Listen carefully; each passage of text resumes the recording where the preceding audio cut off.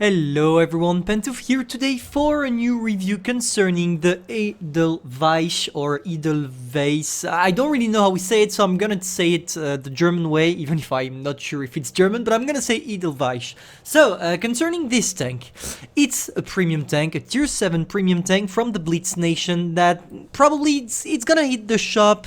It hits the shop twice a year, if I remember correctly, and I wanted to do a review on it because it's simply an amazing tier 7 and nearly nobody's playing it anymore because of course when you have a tank for a very long time, because this one was implemented years ago, you tend not to play them as much as the new ones, and that's logic. That followed my video called, I don't know, but when I talked about premiums power creep or even premiums being abandoned in the garage.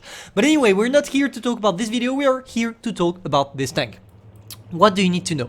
It's a medium tank that is one of the best at tier 7, at least in my opinion, and I'm gonna tell you why. First, we're gonna talk about the armor.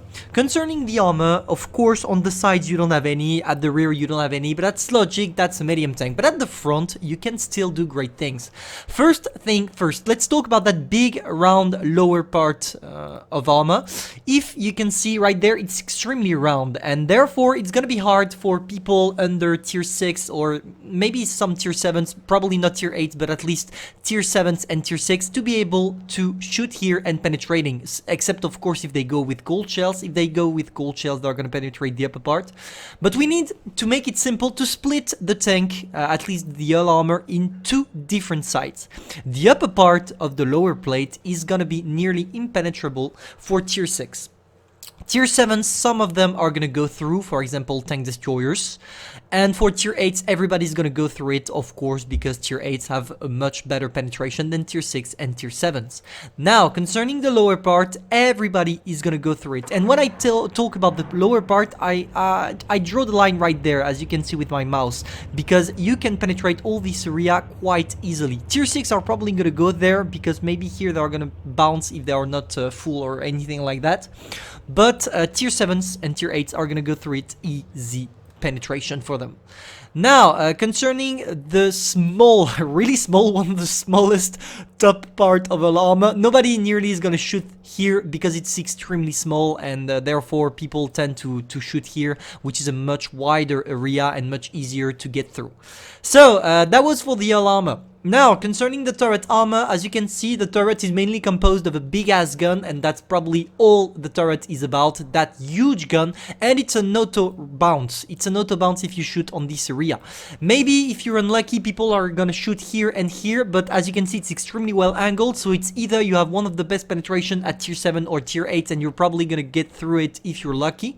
But if you stay right in front of your opponent like this with the turret, and they can see the turret only, they are probably gonna bounce, and you're gonna see that in the replay we're gonna see after.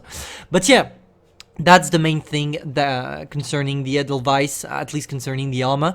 Now we can focus on some different aspects of the tank. Let's talk about first the gun.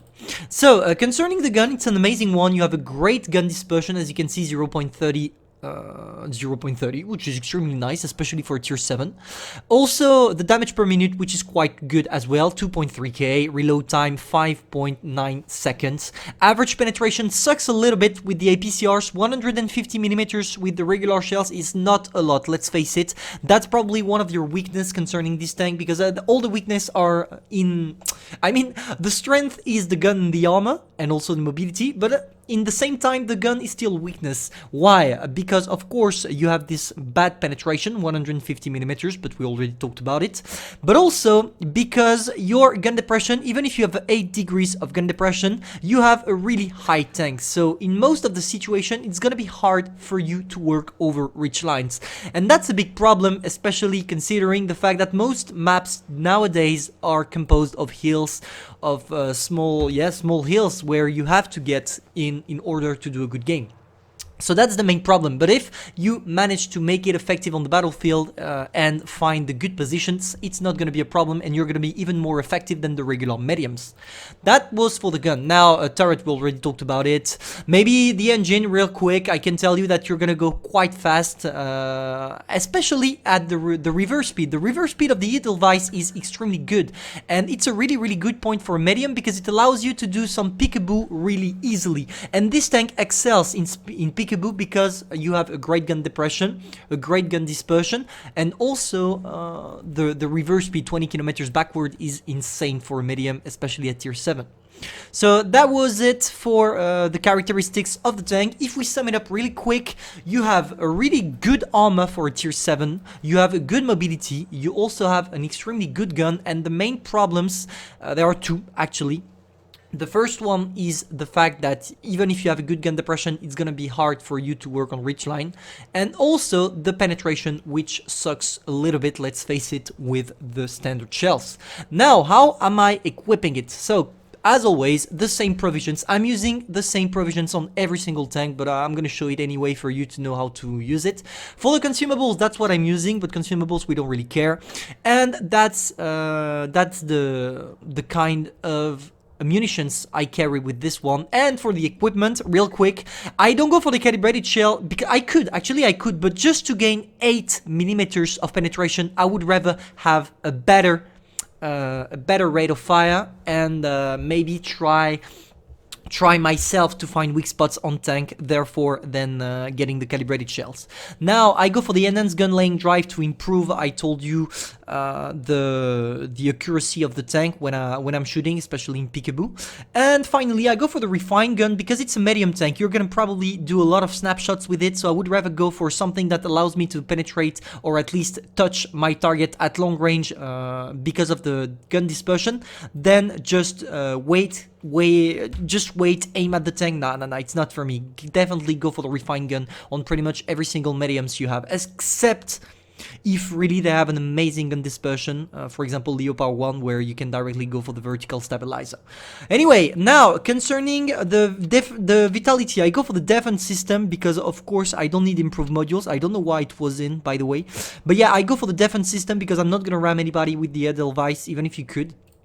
After improved assembly, because clearly I don't need that. The 4% armor on a medium is clearly useless. After I go for the toolbox because this one is clearly useless.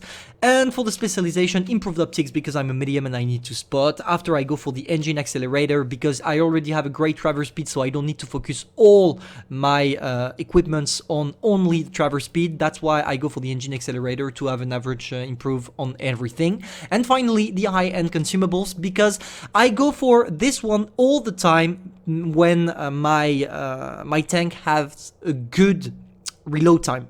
If my tank has a good reload time, I go for this one. If it has a bad reload time, I go for this one. That's how I'm equipping it. Now let's go for the replay.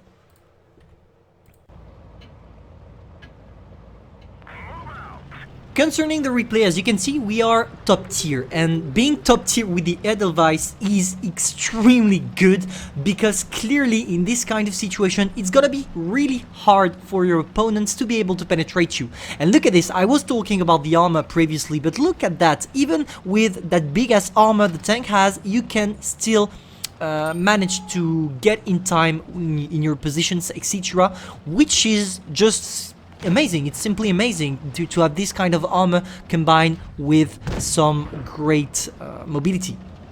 Now, concerning the replay itself and how I'm playing it, as you can see, I'm playing quite aggressively because I know my tank is good. I know I can face them without being afraid of them. That's why I go there, but I don't go too far either.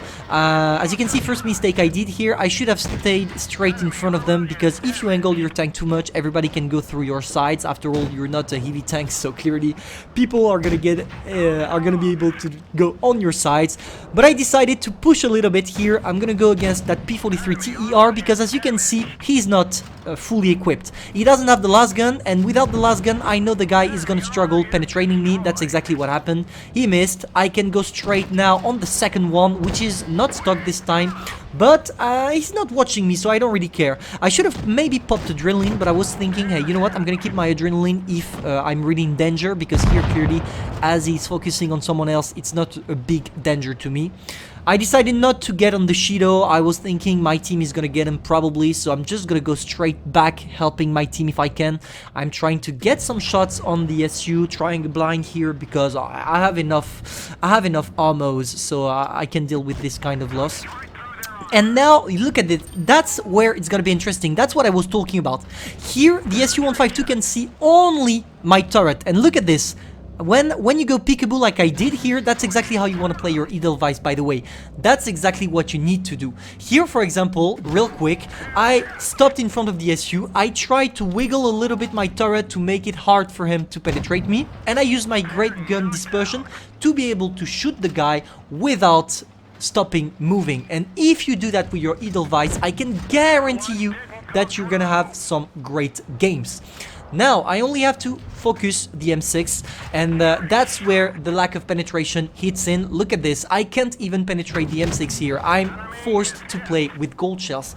I mean, it's not a problem at this time because against the tier 6, when he can only see my turret, he can penetrate me, but I can't penetrate him either, which is a big problem. Now you're gonna see how my penetration can be troll sometimes. I told you that the lack of penetration can be sometimes frustrating. Look at this. Twice I bounced the SU-100Y. Twice, guys. He bounced me. Finally, I can penetrate one. Can I maybe get the kill? No, I can't because the Shido went in first. But now you see, I know I have a better rate of fire than the IS. I don't really know where the IS is, but I don't care. I know even if he's full life, I'm gonna be able to destroy him. I'm just gonna circle, even if I'm gonna take some shots. I told you, when the guys are focusing on the back of your your lower Alama, sorry, they are gonna penetrate, but I don't care. I have enough HPs to deal with the IS myself. That's what happened, getting my 4 kills and 3.7k damage. And yeah, that's how you want to play your Edelweiss. If you can ult down, you go for ult down and you try to wiggle a little bit, go from backward, frontward, backward, frontward, to be able to bounce shots and also shooting at the same time. And if you can go full ult down against tier 6, go for it, because nobody's gonna penetrate your turret. Hope you enjoyed, hope it will be helpful for some of you, and I'm gonna see you soon for a new review or maybe a stream. See ya, guys.